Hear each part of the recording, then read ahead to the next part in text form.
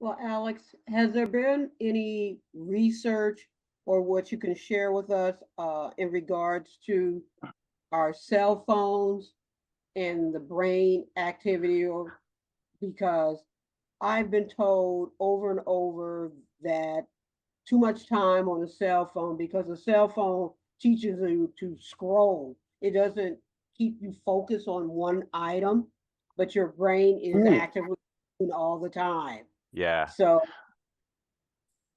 is there great. anything you can do, and especially for people that are we're strictly addicted to our cell phones? I That's got a mine. great. Yeah, mine's off camera, but it's here. Mine is off too, but it's sitting right beside me. Yeah. No, that's a great question. So, I actually I saw, well, I should say I glanced at an article the other day that was sort of countering the argument that that the incessant scrolling is as bad for you as I think earlier, um, I don't know if not even necessarily research, but other earlier kind of publications or statements had made it sound. Um, so, but yeah, the way that I think about it is, what is the cost of that versus some other activity, right? Um, some people will do the, if we want to call it doom scrolling, or just sort of endlessly scrolling through social media or whatever it is. That's kind of the way to to decompress or sort of unwind. Like, listen, I just want to be fed content that I don't have to decide what what I'm gonna read or what I'm gonna see, and just like it can be kind of a way to uh, it can be a way to relax. But you mentioned also, you know, are we addicted, or the point at which we are dependent on it? I would say that that's where we certainly should be drawing the line. If you're curious about, like, is there an amount of time that we should limit ourselves to on scrolling social media, for example?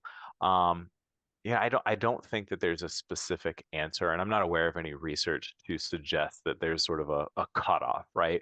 But I think that it depends on what else we would be doing or could be doing, right? So, could I be reading a book and that would be better for me?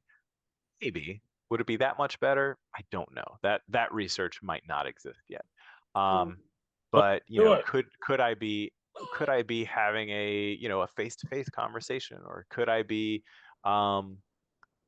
doing a chore so that I don't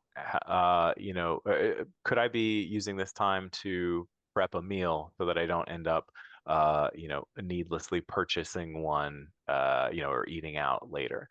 I think that it's sort of a opportunity cost analysis, right? Like, what's the trade-off? I think that's maybe an easier way to think about it, um, when we don't really have a good answer of what should be the cutoff time. Mm. Thank you. I mean, I've read Yeah. articles before about, just called like brain flooding, or like, that overstimulation. So if it gives you that, and then the other thing, I'm using this PT right now, and I just saw an article yesterday, and I love they call them exercise snacks, so that you don't have to do a lot of exercise, but just like you would just have a little something, just to get up and move around, and just how much different it can make your body Oh, feel. I love that. Exercise snacks. Yeah, That's brilliant. Yeah. get up and walk down the stairs and walk outside for 5 minutes and then come sit back down and do whatever it is. So just so that you're taking breaks and seeing if that's really what you are doing. Are you doing it out of boredom, just like you eat out of Yeah. boredom and snack, or is it? Mhm.